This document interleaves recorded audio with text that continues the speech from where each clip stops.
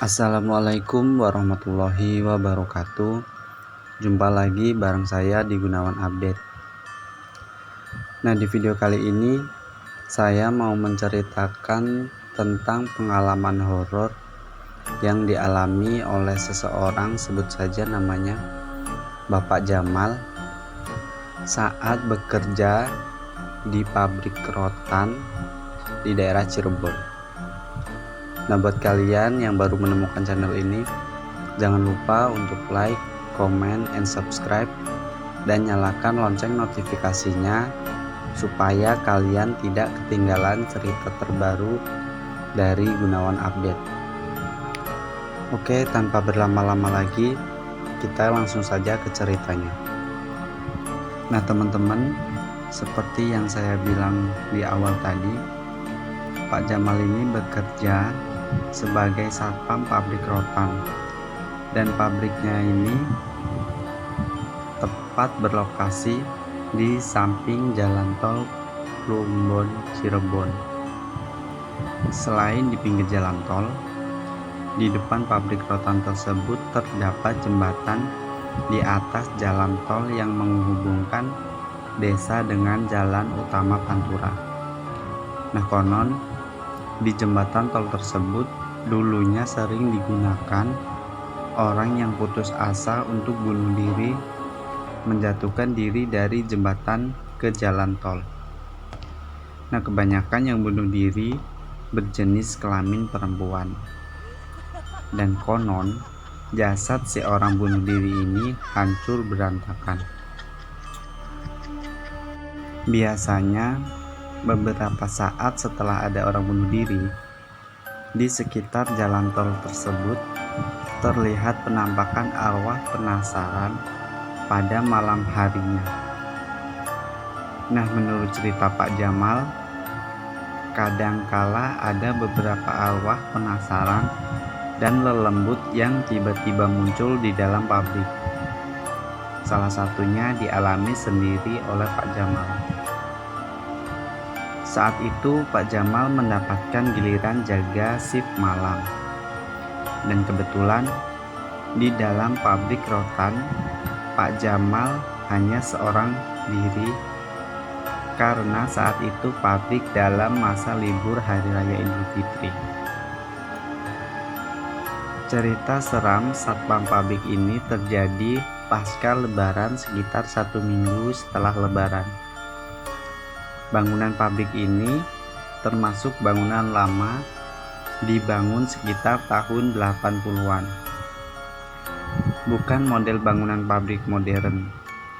Tembok bangunan tidak terlalu tinggi dan atapnya hanya seng. Tepat pukul 11 malam, Pak Jamal datang ke pabrik dan menggantikan rekan satpam yang shift sore. Seperti biasa, bila jaga malam, Pak Jamal selain memakai seragam satpam, juga memakai jaket dan sarung agar tidak dingin. Tepat jam 12 malam, Pak Jamal mulai patroli masuk ke dalam lokasi produksi, berkeliling mengecek keadaan pabrik. Panjang bangunan produksi sekitar 50 meteran. Suasana pabrik terlihat sangat sepi sekali. Walau di samping pabrik terdapat jalan tol, namun suara deru kendaraan tidak terdengar sampai ke dalam pabrik. Pak Jamal berjalan menyusuri ruang-ruang pabrik sampai ke ujung pabrik. Kemudian kembali lagi di tengah-tengah pabrik. Nah, sampai di tengah pabrik, tak terasa waktu sudah menunjukkan jam 1:30 pagi. Di tengah-tengah pabrik tersebut ada barang produksi, satu buah sofa rotan yang lebarnya berukuran sekitar 2,5 meter. Pak Jamal berpikir mungkin enak tiduran di atas sofa rotan tersebut. Mulailah Pak Jamal duduk dan rebahan di atas sofa rotan. Pak Jamal ini termasuk orang yang berani. Bayangkan saja sendirian di tengah malam di dalam pabrik yang sepi. Bagi orang yang biasa, mungkin gak ada yang mau. Lanjut lagi, saat Pak Jamal sudah di atas sofa dan kakinya selonjoran namun badan masih tegak, Pak Jamal merasakan ada angin berhembus di sekitar telinga. Rasanya seperti ada sesuatu yang lewat di belakang Pak Jamal. Seketika Pak Jamal menengok ke belakang dan memandang sekelilingnya. Namun tidak terlihat apa-apa selain tumpukan kursi rotan. Beberapa menit kemudian, terdengar suara seperti suara wanita yang tertawa.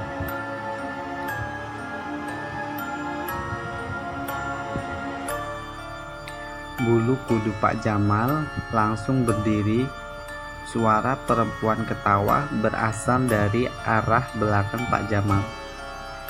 Perkiraan arah suara jaraknya sekitar 10 meteran.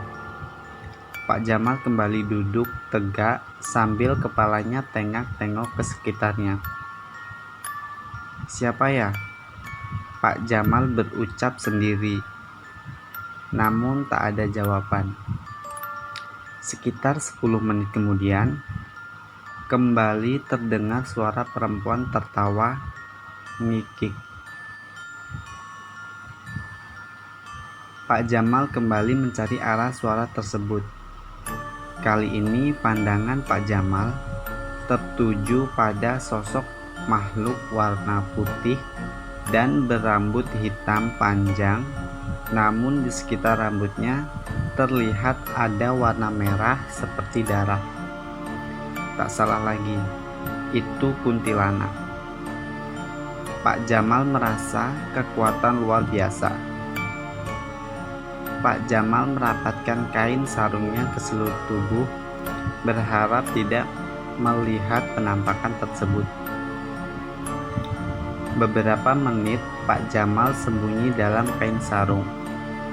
Suasana kembali hening. Pak Jamal masih di dalam sarung, khawatir kalau pas membuka kain sarung, kuntilanak akan muncul di depannya. Setengah jam Pak Jamal nggak berani keluar. Lalu tiba-tiba tengkuk Pak Jamal terasa dingin. Dan kembali terdengar suara perempuan tertawa. Pak Jamal ketakutan luar biasa. Badannya terasa kaku, tidak bisa digerakkan sama sekali. Mulutnya ingin berteriak tapi tidak bisa. Mulut serasa terkunci. Dalam suasana ketakutan luar biasa, tiba-tiba terdengar suara azan subuh. Dan aneh, badan Pak Jamal kembali bisa digerakkan. Pak Jamal membuka sarungnya dan berlari menuju pos satpam di bagian depan pabrik. Nah, semenjak itu Pak Jamal tidak berani berlama-lama di dalam ruangan produksi.